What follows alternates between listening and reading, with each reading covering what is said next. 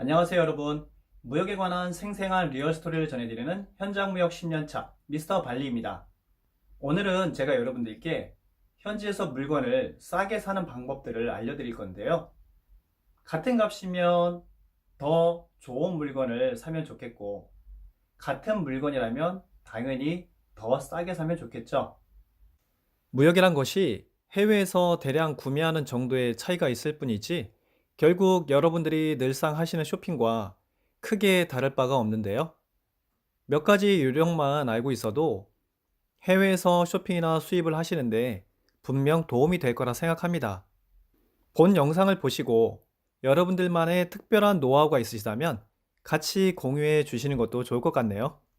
먼저 물건 싸게 사는 방법, 기본 요령 4가지인데요. 특별한 기술이라기보다는 상식적인 수준의 방법들인데요. 첫 번째, 매장 위치에 따라 가격이 다르다. 우리가 동네 시장에 가보더라도 보통 시장 입구 쪽보다는 안쪽이 조금이라도 더 싸게 팔고 있는 걸 볼 수 있는데요. 마찬가지로 사람들이 많이 몰리는 관광지나 번화가보다는 유동 인구가 적거나 바깥쪽으로 빠진 곳에 위치한 가게들이 더 저렴하게 파는 경우가 많습니다. 그리고 1층보다는 2층이나 3층, 지하 매장의 물건들이 조금 더 싼 편이고요.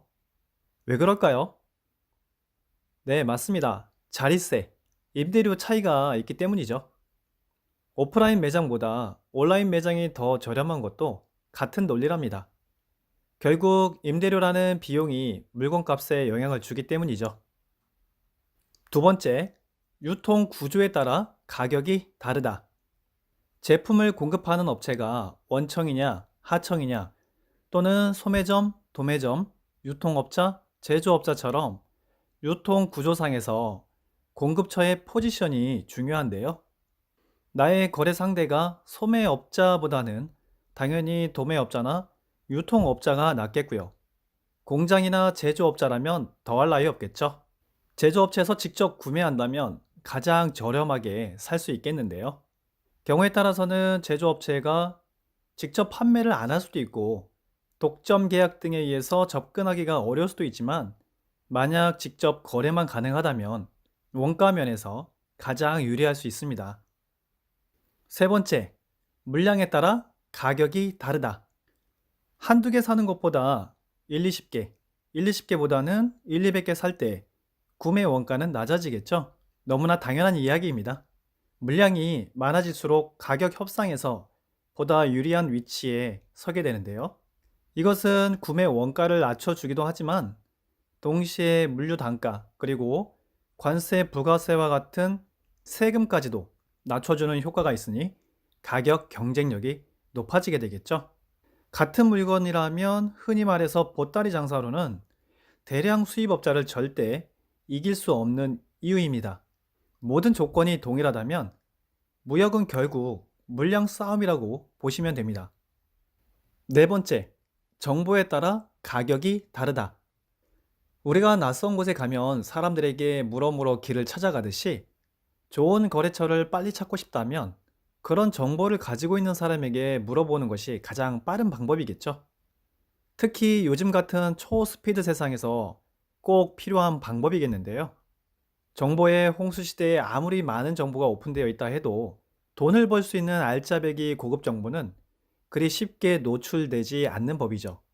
남들이 쉽게 돈을 버는 것처럼 보여도 자세히 그 안을 들여다보면 분명 그 이유가 있는데요.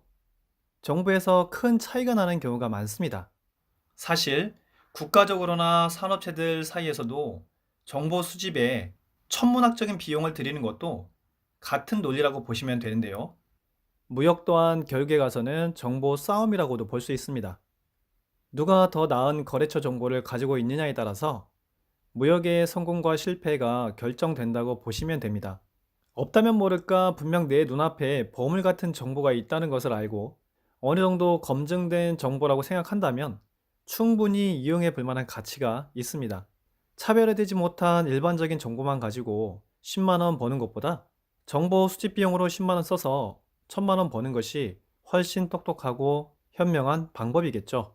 여러분, 지금까지는 일반적이고 상식적인 수준의 이야기들이었고요. 이제부터는 현장에 좀 더 밀착해서 물건을 싸게 사는 요령들에 대해서 제 노하우를 공개하겠습니다. 총 4가지 방법인데요. 근본적으로 사람의 심리를 이용한 협상의 기술이라고 보시면 되겠습니다. 첫째, 바로 사지 말라. 아무리 품질도 요금도 전부 마음에 들어도 다시 올 수 있는 곳이라면 바로 구매하지 마세요. 두세 번 정도 방문해 보는 것이 좋습니다. 처음 방문했을 때 놓쳤던 부분을 나중에 다시 발견할 수도 있고요. 판매자 입장에서도 안면이 생길수록 관대해지는 법입니다. 일명 뜨내기라고 하는 그냥 지나쳐가는 사람이 아니구나 라는 인식을 주는 것이 좋습니다. 관심을 더 갖게 되고요. 시간에 쫓겨서 혹은 급한 성격에 충분한 정보 수집이나 검토도 없이 충동적으로 구매한다면 그것도 이제 대량으로 말이죠. 나중에 영업 손실을 일으켜서 크게 후회할 수도 있습니다. 피할 수 있는 시행착오를 굳이 경험하실 필요는 없습니다. 최대한 시행착오를 줄이고 목표 수익에 빨리 도달하는 것이 우리의 가장 큰 목표라는 점 잊지 마세요. 그리고 제가 시간이 없을 때 다시 방문할 수 없는 상황에서 종종 써먹는 방법이 하나 있는데요. 특히 처음 방문하는 곳에 가면 일단 눈으로만 물건을 살펴봅니다. 진짜 사고 싶은 물건 말고 다른 물건을 한동안 물끄러미 쳐다만 보는데요. 판매자가 옆에 와서 말을 걸 때까지 말이죠. 일단 말을 최대한 줄이고 판매자가 요금 얘기를 할 때까지 기다려 봅니다. 인내가 좀 필요하겠죠? 요금에 대해서도 좋다 나쁘다라는 말을 하지 않아요. 그리고 나서 원하는 물건 앞에 가서도 마찬가지입니다. 좀 더 지켜봅니다. 판매자는 얼른 팔아치우고 싶은 생각이 들 때쯤 비로소 그때부터 협상이 시작됩니다. 내가 원하는 목표 가격을 설정하고 그 이하로 던져봅니다. 서로 요금을 주고받다 보면 얼추 원하는 가격에서 크게 벗어나지 않는 범위에서 요금이 결정되는 경우가 많은데요. 여러분, 급매 아시죠? 명심하세요. 급한 사람이 절대로 불리하게 되어 있습니다. 손해볼 거 없으니까 여러분도 조금만 인내심을 갖고 시도해 보세요. 둘째, 싸다고 내색하지 말라. 우리는 보통 가격이 너무 좋을 때 나도 모르게 횡재했다는 기분으로 입이 귀에 걸린 채 마구 주워 담거나 이렇게 팔아서 남는 게 있냐는 둥 불필요한 걱정까지 해주는데요. 아무리 좋은 가격이라도 포커페이스를 유지하는 것이 좋습니다. 상대방에게 만족스럽다는 표시를 하는 순간 협상은 끝이 납니다. 우리의 목표는 더 좋은 물건을 더 싸게, 아니 최대한 싸게 구매하는 것입니다. 참고로 제품의 원가라는 것은 상대방이 이윤이 남는 한 언제든 움직일 수 있는 매우 유동적인 것이기 때문에 가격 협상이 완전히 끝날 때까지 끝난 것이 아니라는 생각을 하는 것이 중요합니다. 셋째, 합리적인 이유를 들어 협상하라. 많은 분들이 다짜고짜 비싸다, 깎아달라, 앞으로 많이 할 테니까 싸게 달라 하시는데요. 입장 바꿔 생각해 보세요. 여러분이라면 정말 싸게 주고 싶으신가요? 요금을 조금 깎아 받을 수는 있어도 판매자의 기분은 그리 유쾌하지는 않을 겁니다. 반면에 납득할 만한 이유를 제시하면 상대방에게 생각할 시간을 주면서 동시에 합리적인 이유라고 생각된다면 얼마간이라도 DC해 주는 것이 인지상정입니다.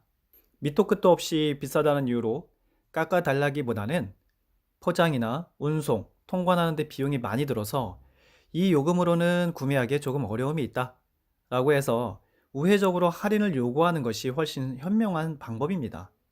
만약에 요금 할인이 안 된다면 그 대안으로 제품 포장을 좀 더 보완해 준다든지 일부 구간의 운송비를 지원해 준다든지 아니면 제품 몇 개를 추가로 무료 제공한다든지 이와 같이 실질적으로 비용을 절감할 수 있는 방안을 제시한다면 상호 간에 보다 유쾌한 방향으로 더 좋은 협상 결과가 나올 수 있습니다. 넷째, 예의를 갖춰라. 현지 거래처에 가서 이렇게 앉아있다 보면요. 바이어가 다짜고짜 나 이런 사람인데 라고 허풍을 떨면서 가격을 치는 분들을 종종 목격하는데요. 더 심한 경우에는 그렇게 반강제적으로 요금을 내려놓고 이래저래 핑계를 대면서 그대로 사라지거나 잠수 타는 분들도 있습니다. 절대 그런 행동은 용납이 안 되겠죠. 인도네시아의 현지 거래처에서 가끔 저에게 한국에 누구누구씨 아냐고 물어보곤 합니다. 왜 그런지 이야기를 들어보면 물건을 엄청 해놓고 연락 두절이라고 하더라고요. 벌써 6개월, 1년이 다 돼가고 있는데 나타나지도 않고 전화나 메일을 보내도 답이 없다고 아주 답답해하는 현지 거래처 사장님들을 몇 번 본 적이 있습니다. 거래라는 것은 먼저 상호 간의 신뢰가 우선입니다. 본인이 어떤 사람인지는 차차 자연스럽게 알아가게 되는 부분이고요. 우선 상대방에게 말보다는 행동으로 보여주는 것이 더 중요합니다. 말 한마디에 천냥빚 갚는다는 말도 있듯이 최대한 예의를 갖춰서 상대를 존중하는 모습을 보이면 상대방 또한 반드시 좋은 방향으로 보답해 줍니다. 여러분, 지금까지 말씀드린 현지에서 물건을 싸게 사는 방법들을 여러분들이 직접 현장에서 몇 번 실천해 보시면 어느 순간 여러분들이 협상의 달인이 되어 있다는 것을 느끼시게 될 겁니다. 오늘 준비한 이야기는 여기까지고요. 물건 싸게 사는 방법 도움이 되셨나요? 아무쪼록 여러분들이 현지에서 좋은 물건을 좋은 가격에 구매해서 수입하시면 좋겠습니다. 지금까지 무역에 관한 생생한 리얼 스토리를 전해드리는 현장무역 10년차 미스터 발리. 다음 시간에 또 찾아뵐게요. 감사합니다.